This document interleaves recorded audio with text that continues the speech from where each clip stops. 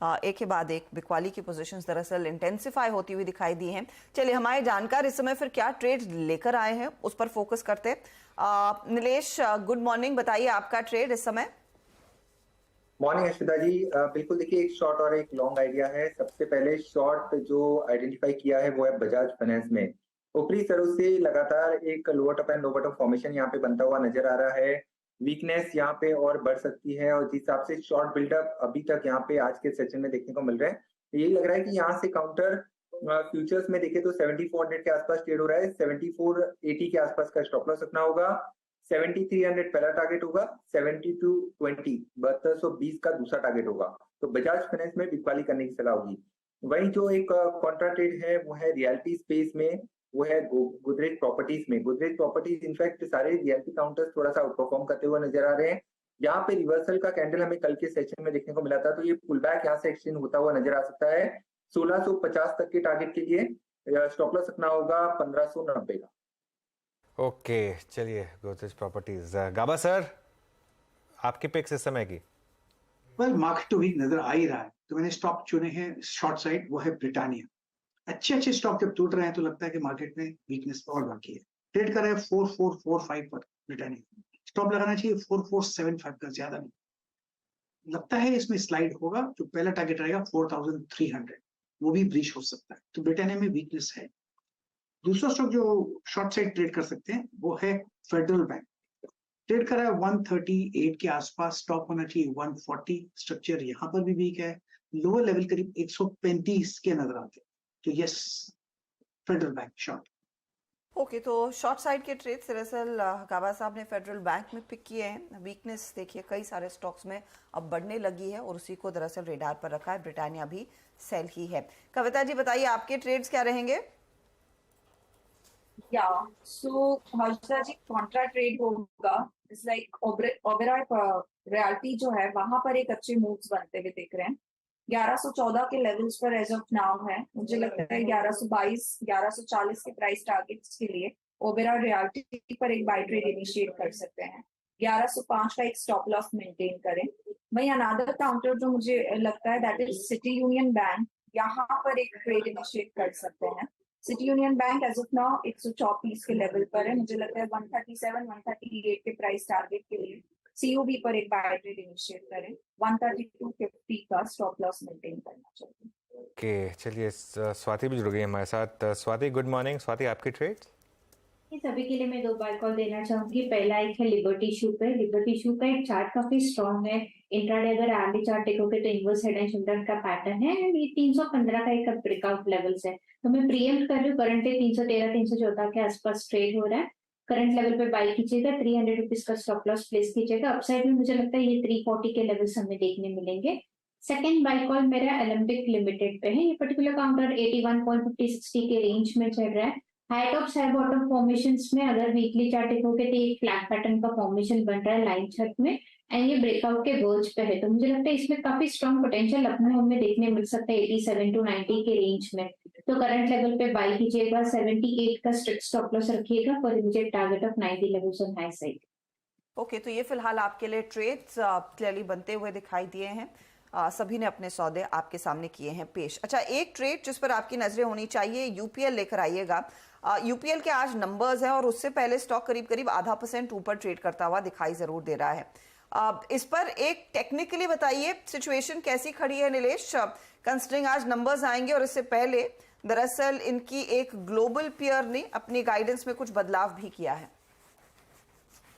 जी, major structure तो काफी week है। लगातार यहाँ पे वीकनेस हमें देखने को मिली है। Lower top and lower bottom formation बन रहे हैं। सारी short term and long term moving averages के नीचे काउंटर ट्रेड हो रहा है। हालांकि थोड़ा सा ओवरसोल्ड हो चुका है, थोड़ा पुल बैक यहाँ से एक्सपेक्ट करके चल सकते हैं। बट पुल बैक पे कोई भी पुल बैक अगर मिलता है तो वहाँ पे वाली ही हावी होती हुई नजर आएगी। तो फिलहाल के लिए यहाँ पे जिनके पास लॉन्ग पोजिशन है वो एक बार के लिए बने रह सकते हैं। 550 के स्टॉप लॉस से 580 तक का पुल बैक हमें यहाँ पे देखने को मिल सकता है। बट मेजर स्ट्रक्चर मैं कहूंगा अभी भी वीक साइड में।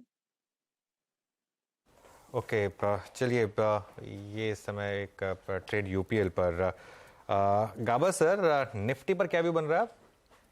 निफ्टी पर है तो वीकनेस काफी हद तक, बहुत क्लैरिटी है इसके अंदर। अपमूव जो मिला है उस पर डाउट है। बेस्ट जगह है शॉर्ट करने की जब वो आज का लो ब्रीच हो।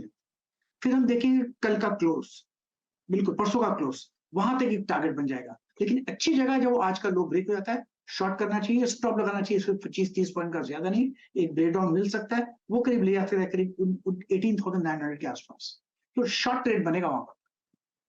में क्लियरली वीकनेस बढ़ती हुई। और अनुज आप मेंशन कर रहे थे 8926 वो इंपॉर्टेंट लेवल है वॉच करने के लिए, वहां से ज्यादा दूर है नहीं, 50 पॉइंट और गए तो उसी लेवल पर बैठे हुए हैं। हाँ बट लेकिन एक बार के लिए मुझे लग रहा है मार्केट डिफेंड करेगा उसको, और थोड़ा सा इवन मिड कैप में भी स्टेबिलिटी आ रही है अब थोड़ी सी, हज तक थोड़ा सा इंडेक्स घूमा जरूर है लोअर 400 को टेस्ट किया था वहां से हाँ ऊपर है। हाँ हाँ, थोड़ा सा उसको रिकवरी आई जरूर है। अब ये क्या होता है, कई बार रिकवरी फेल होती है और अगर डे लो हिट होता है तो प्रॉब्लम आती है। अब ये देखना है कि ये रिकवरी सेल करने वाली रिकवरी है या फिर ये रिकवरी सस्टेन करने वाली रिकवरी है, ये कई बार पता नहीं चलता है। तो ये मेरे ख्याल से थोड़ा सा वेट कर लेंगे आप तो बेटर रहेगा। चलिए लेकिन एक काम करते हैं अब, हर्षिता बिग मार्केट वॉइसेस में आज हमारे गेस्ट जो हैं ट्रस्ट म्यूचुअल फंड के CIO मेहर वोरा जुड़े हैं। जी हाँ, ट्रस्ट म्यूचुअल फंड मेहर काफ़ी समय से हमारे साथ पहले किसी दूसरी कंपनी के तौर पे आते थे और अब एक नए रूप में मेहर हमारे साथ जुड़े हैं। मेहर जी गुड मॉर्निंग। तो लाइफ इंश्योरेंस कंपनी से वापस एक म्यूचुअल फंड में, तो ये मूव कैसा रहा आपका, और अब आपका इस समय क्या व्यू है ओवरऑल, जिस तरीके का पैसा आ रहा है डोमेस्टिक इन्वेस्टर्स के पास, चाहे वो इंश्योरेंस कंपनियां हो या म्यूचुअल फंड्स हो, क्या व्यू बन रहा है आपका? नमस्कार Anuj, Harshita, good morning. Always a pleasure to be here. First of all thanks for inviting me. Market तो वही है, चाहे इंश्योरेंस कंपनी से मैं पैसा मैनेज करूँ या म्यूचुअल फंड में, the same market, equity market, fixed income market जो है वही है। जो प्रोडक्ट के स्ट्रक्चर थोड़े अलग होते हैं लेकिन अल्टीमेटली कॉल्स तो वही देते हैं, फंडामेंटल्स, वैल्यूएशंस करके। तो मुझे लग रहा है कि आपने जो फ्लोज की बात की, तो ये जो मार्केट की मैं बोलूँगा रेजिलियंस है, ऑफ कोर्स आजकल ऐसा मूड नहीं लग रहा है क्योंकि पिछले दो तीन हफ्ते में मार्केट ने थोड़ा करेक्ट किया है, बट ओवरऑल अगर देखें तो India has been amongst the best performing markets last 18 महीने में हम देखें तो। और ये जो रेजिलियंस है इंडिया की वो डोमेस्टिक फ्लोज की वजह से आई है। FIIs का तो काफ़ी सेलिंग चल रहा है, अभी भी हम देख रहे हैं कि FII नंबर्स तो नेगेटिव आ रहे हैं, बट ये जो लोकल सेविंग्स पूल है उसमें दो चीज़ है, एक तो एक पूल लार्ज है और with in that pool financialisation of savings ज़्यादा हो रही है जो, और उसमें हम देख रहे हैं कि SIP फ्लोज हैं, इंश्योरेंस कंपनीज के जो रेगुलर प्रीमियम्स हैं, NPS जो है नेशनल पेंशन स्कीम और EPFO, वो भी अब काफ़ी सिग्निफिकेंट प्लेयर्स हो गए हैं। तो जो पहले मैं कहूँगा 10-15 साल पहले सिर्फ FIIs पे मार्केट डिपेंड कर रहा था, अब ये डोमेस्टिक पूल जो है वो भी मार्केट को काफ़ी अच्छी तरह से सस्टेन कर रहा है, और इसकी वजह से हम देखें तो मार्केट की वॉलेटिलिटी भी काफ़ी कम हुई है। बिल्कुल, तो मार्केट की वॉलेटिलिटी काफ़ी कम हुई है, लेकिन फिर भी इस समय जो वॉलेटिलिटी चल रही है खासतौर से ब्रॉडर मार्केट में, जो हमने देखा था पिछले महीने भी एक बार इंडेक्स 1000 पॉइंट नीचे था, फिर पिछले हफ्ते भी एक हमने 1000 पॉइंट का मूव देखा था, फ्राइडे को लेकिन 500 पॉइंट की रिकवरी आ गई थी। आपके हिसाब से अब इस समय मिड कैप्स में क्या करना चाहिए, क्योंकि एक बहुत बड़ी रैली देखी थी हमने मिड कैप्स और स्मॉल कैप्स में? बिल्कुल, फर्स्ट ऑफ ऑल जैसे आपने कहा मिड कैप और स्मॉल कैप का परफॉर्मेंस बहुत अच्छा रहा है पिछले 12 महीनों में। लार्ज कैप के कंपैरिजन में ऑलमोस्ट 20% ज़्यादा रिटर्न्स दिए हैं इंडेक्स लेवल पे, और स्टॉक्स लेवल पे तो काफ़ी ज़्यादा परफॉर्मेंस आई थी। लेकिन मैं ये नहीं कहूँगा कि अभी ओवरऑल सिचुएशन ऐसी है कि कोई स्टॉक पिकिंग अपॉर्चुनिटीज़ नहीं है, क्योंकि मिड कैप और स्मॉल कैप का एडवांटेज ये है कि जो सबसे ज़्यादा फास्ट ग्रोइंग और अपकमिंग सेक्टर्स होते हैं वो टिपिकली लार्ज कैप में रिप्रेजेंट नहीं होते हैं। तो हम इंडिया के बारे में तो हम कितने सारे सेगमेंट की बात कर सकते हैं, बट वो सारे सेगमेंट आपको निफ्टी 50 या टॉप 100 स्टॉक्स में नहीं दिखेंगे, आपको मिड कैप और स्मॉल कैप में ही स्टॉक पिकिंग करनी पड़ेगी। तो ये अपॉर्चुनिटीज हमेशा रहेंगी। ऑफ कोर्स कभी कभी ओवरशूट हो जाता है, अंडरशूट हो जाता है, लेकिन ये नहीं कहना चाहिए कि मिड कैप और स्मॉल कैप में अपॉर्चुनिटीज नहीं है। इस समय लार्जली अमीर जी निवेशकों के बीच अप्रोच क्या है, क्योंकि हम सब जानते हैं जो पूरा पैसा आया है या फिर जो मार्केट में तेजी आई थी वो डोमेस्टिक इंस्टीट्यूशनल इन्वेस्टर्स और रिटेल निवेशकों का जो लगातार जज्बा था कि इक्विटी मार्केट्स में पार्टिसिपेट करना है, उसके बदौलत था। ऐसे करेक्शंस बहुत कम मिलेनियल्स ने शायद देखे होंगे, तो क्या कुछ रिडेम्पशन प्रेशर का कुछ डर देखने को मिला है? क्या इंक्वायरीज आने लगी हैं कि और पैसा डाले या निकाले? इस समय रुझान क्या है, इन्वेस्टर्स का मूड कैसे आप लोग भाप रहे हैं? देखिए, अभी तो इसको मैं करेक्शन नहीं कहूँगा, अभी तो हार्डली 5-6% का ऊपर से करेक्शन मार्केट या इंडेक्स लेवल पे करेक्शन हुआ है, तो ये कुछ सिग्निफिकेंट नहीं है। हमने देखा है कि नॉर्मल 5 to 10% तो साल में 1-2 बार ऐसे करेक्शंस आते ही हैं, करेक्शंस कहे अप मूव कहे जो भी, बिकॉज करेक्ट होता है अप मूव होता है, तो ये तो अभी बहुत नॉर्मल है।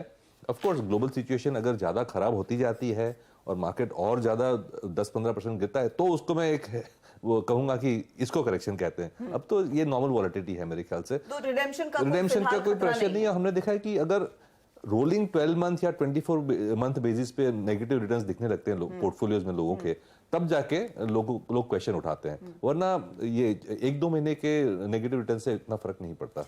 अच्छा, इस समय फिर आप लोग अपने आप को कैसे पॉइस कर रहे हैं, कहां पर अपॉर्चुनिटीज ढूंढने लगे हैं नया पैसा लगाने की? हमारा बेसिक प्रीमाइस ये है कि इंडियन इकोनॉमी, जो लोकल इकोनॉमी है, डोमेस्टिक इकोनॉमी, वो ग्लोबल इकोनॉमी से बेटर करेगी। और ये न सिर्फ ये साल, नेक्स्ट 3-4 साल का अगर हम व्यू लेके चले, इंडिया जो है दुनिया की सबसे फास्टेस्ट ग्रोइंग इकोनॉमी में से रहेगी। तो उसके हिसाब से हम डोमेस्टिक सेक्टर्स को ज़्यादा प्ले कर रहे हैं, विच मीन्स उसमें सबसे बड़ा ऑफकोर्स बैंकिंग तो आ ही जाता है। बैंकिंग है, कंज्यूमर डिस्क्रिशनरी है, और इतने सारे जो हम सेगमेंट्स बात करें जहाँ पे गवर्नमेंट का फोकस है, डिफेंस है, आत्मनिर्भरता का जो है, रेलवेज कैपेक्स है, वो सो बैंकिंग है, इन्वेस्टमेंट्स थीम है जिसमें कैपिटल गुड्स, इंफ्रास्ट्रक्चर, कंस्ट्रक्शन आ जाता है, और डोमेस्टिक डिस्क्रिशनरी कंजम्पशन है जिसमें ऑटो वगैरह के सेक्टर्स हैं, उसमें हम ओवरवेट हैं। और जो आईटी वगैरह जो है, जो आउटवर्ड लुकिंग सेक्टर्स है, कमोडिटीज़ है, आईटीज़ है, ग्लोबल कमोडिटीज़, उसमें अंडरवेट रहेंगे। ओके, अच्छा, मार्केट में अब थोड़ी रिकवरी इस समय, निफ्टी करीब 60-65 पॉइंट रिकवर कर चुका है, और बैंक निफ्टी में हालांकि उतनी रिकवरी नहीं है, लेकिन निफ्टी में ज़्यादा रिकवरी है। और अगेन रिलायंस अच्छी तरीके से लीड कर रहा है। अब रिलायंस अब इस समय फिर डे हाई पर, तो अच्छे मूव्स यहाँ पर इस समय रिलायंस में आपको दिखाई देंगे। अच्छा मेरे जी, एक चीज़ यहाँ पर जो बहुत लोग जानना चाहते हैं कि अब जिस तरीके से ग्लोबल मार्केट से क्यूज आ रहे हैं, और खासतौर से जो क्रूड का एक इम्पैक्ट आ रहा है मार्केट के ऊपर, क्या उससे डरना चाहिए या अभी नहीं, उस पर इतना मतलब मार्केट उसको एब्जॉर्ब कर लेगा आपके हिसाब से? देखिए, इंडिया के लिए क्रूड काफ़ी क्रिटिकल है, और अगर ये यही लेवल पे रहा या तो और ऊपर जाता है तो अच्छी बात नहीं है इंडियन इकोनॉमी के लिए। Inflation, physical deficit, trade deficit वगैरह में इम्पैक्ट आती है।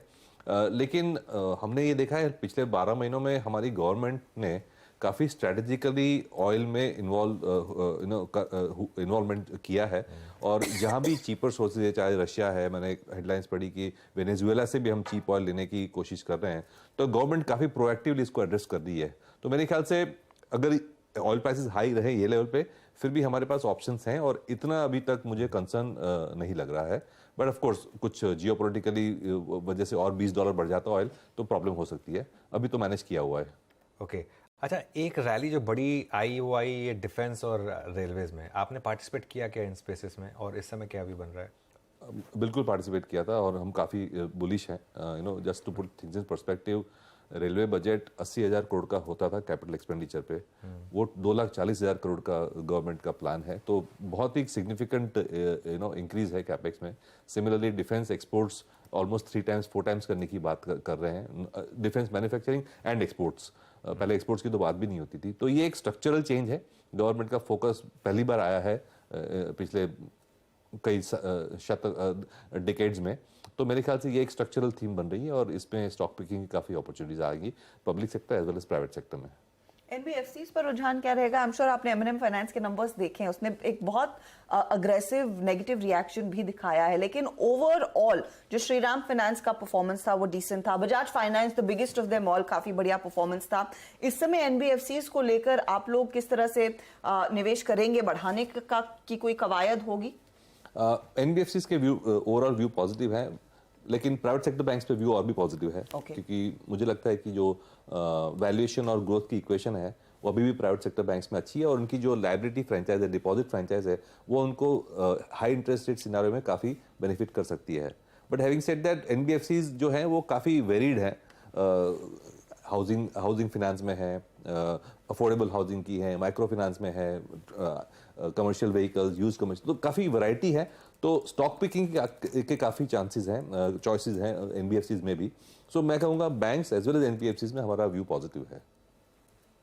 साथ ही यहाँ पर आप ऑटो कंपनियों, क्योंकि आपने मैन्युफैक्चरिंग की बात की, अब मैन्युफैक्चरिंग में इतने नए सेक्टर्स आ गए हैं, लेकिन जो कोर मैन्युफैक्चरिंग जो भारत में हम देखते थे वो ऑटो कंपनियां ही लार्जली रहती थी। अब दिवाली में ऑफ कोर्स कंपनी एक्सपेक्ट कर रही है कि कुछ पिकअप देखने को मिलेगा, दशहरा सेल्स में कुछ इंप्रूवमेंट था वॉल्यूम में, लेकिन अर्निंग्स वाइज किस तरह की डिलीवरी रहेगी? और क्या अभी भी आपको लग रहा है कि जो अल्फा मिलेगा वो लार्जली वो ईवी सेक्टर वाले स्टॉक्स में मिलता हुआ दिखाई देगा, या फिर एक ही पेन ब्रश से आप आइडेंटिफाई करेंगे इन स्टॉक्स को? देखिए, लॉन्ग टर्म में तो ऑफ कोर्स जिनके पास ईवी प्रोडक्ट्स अच्छे हैं, चाहे वो टू व्हीलर्स में हो या कार्स में, उनको बेनिफिट होगा। बट ये मैं कहूँगा 5 साल की स्टोरी है, बियॉन्ड 5 ईयर्स की। शॉर्टर टर्म में मेरे ख्याल से मॉडल लॉन्चेस और जो प्रीमियम कार्स हैं जहाँ पे ज़्यादा डिमांड है, उसमें जो अच्छा मॉडल लॉन्च कर पाते हैं उसको बेनिफिट होगा, कार्स में खास करके। टू व्हीलर्स में अनफॉर्चुनेटली जो लोअर एंड है वहाँ पे अभी तक हमने इतनी ट्रैक्शन नहीं देखी है डिमांड में, शायद ये रूरल इकोनॉमी की रिफ्लेक्शन है। तो मैं कहूँगा ऑटो सेक्टर ब्रॉडली एक के शेप रिकवरी दिखा रहा है, जहाँ पे जो वैल्यू सेगमेंट है वो ग्रो नहीं कर रही है, चाहे वो कार की वैल्यू सेगमेंट हो या टू व्हीलर्स हो, इतनी ग्रो नहीं कर रही है। बट प्रीमियम सेगमेंट्स अच्छा ग्रो कर रही है। तो जो कंपनीज के पास अच्छे प्रीमियम मॉडल्स हैं, खास करके एसयूवीज में, उनकी जो है प्रोस्पेक्ट ज्यादा बेटर है। इनफैक्ट एक चीज मैं आपसे पूछने वाली थी, जो प्रीमियमाइजेशन की स्टोरी है, अब उस के शेप में भी वो के में भी एक के उभर कर आ रहा है कि सबसे ज्यादा प्रीमियम एंड की गाड़ियां या फिर प्रोडक्ट्स बड़े आसानी से आज लोग खरीद रहे हैं। लेकिन ये ओवरऑल इकोनॉमी पर क्या इम्पैक्ट डालता हुआ दिखाई देगा? क्योंकि यही होता है ना कि सारा जो बड़ा खर्चा हो रहा है वो अमीर में भी अमीर कैटेगरी में हो रहा है। बिल्कुल। तो ये डिजायरेबल नहीं है लॉन्ग टर्म के लिए, बट एटलीस्ट कोई सेगमेंट तो ग्रो कर रहा है। और टिपिकली ये होता है कि एक सेगमेंट ग्रो करता है, वो फिर बाकी सेगमेंट्स को खींचता है। ओके, बिल्कुल। अच्छा, एक बार जरा बॉम्बे स्टॉक एक्सचेंज का स्टॉक वापस लेकर आइए, और फिर इंटरडे लो से शानदार रिकवरी यहाँ पर इस स्टॉक में। मेरे ये स्टॉक मार्केट से रिलेटेड जो भी स्टॉक्स रहे हैं, कैपिटल मार्केट से रिलेटेड, इनफैक्ट ब्रोकरेजेस हो गई, डीपीज, ये सब ने शानदार आउट परफॉर्मेंस दिखाया है। कोई पोजिशनिंग है आपकी यहाँ पर, इन्वेस्टमेंट्स हैं क्या आपकी? बहुत ज़्यादा सिग्निफिकेंट एक्सपोजर नहीं है, क्योंकि most of them are in the small cap और मिड कैप स्पेस। लेकिन आई थिंक अगर थेमेटिकली देखें तो ये जो हमने जनधन आधार का जो कॉम्बिनेशन है, जिसकी वजह से फाइनेंशियलाइजेशन बहुत इजी हो गया है। आप अगर 10 साल पहले देखें तो फिजिकल फॉर्म्स भरने पड़ते थे ब्रोकरेज अकाउंट खोलने के लिए, बैंक वेरिफिकेशन करनी पड़ती थी। अब 1 क्लिक में आप विद इन 5 मिनट्स आपका ब्रोकरेज अकाउंट खुल जाता है। और हम देख रहे हैं कम से कम 10 से 20 लाख अकाउंट्स हर महीने खुल रहे हैं, डीमैट अकाउंट्स, ब्रोकरेज अकाउंट्स करके। तो ये जो है एक ट्रेंड है, वो काफ़ी बेनिफिट करता है, और उसमें सारे participants in the value chain को बेनिफिट होगी। ऑलराइट, बहुत बहुत शुक्रिया मीर जी आज हमारे साथ जुड़ने के लिए और हमसे बात करने के लिए। धन्यवाद। एक छोटा सा ब्रेक लेंगे। मार्केट में इस समय अच्छी रिकवरी, निफ्टी इनफैक्ट ग्रीन में आने की तैयारी कर रहा है। बस सिर्फ 14 पॉइंट रेड में रह गया है। लोअर लेवल से शानदार रिवर्सल इस समय निफ्टी में, अब करीब 94 पॉइंट की रिकवरी यहाँ पर। बता दें कि मनी कंट्रोल पर दिए गए विचार एक्सपर्ट्स के अपने निजी विचार होते हैं। वेबसाइट या मैनेजमेंट इसके लिए उत्तरदायी नहीं है। यूजर्स को मनी कंट्रोल की सलाह है कि कोई भी निवेश निर्णय लेने से पहले सर्टिफाइड एक्सपर्ट की सलाह लें।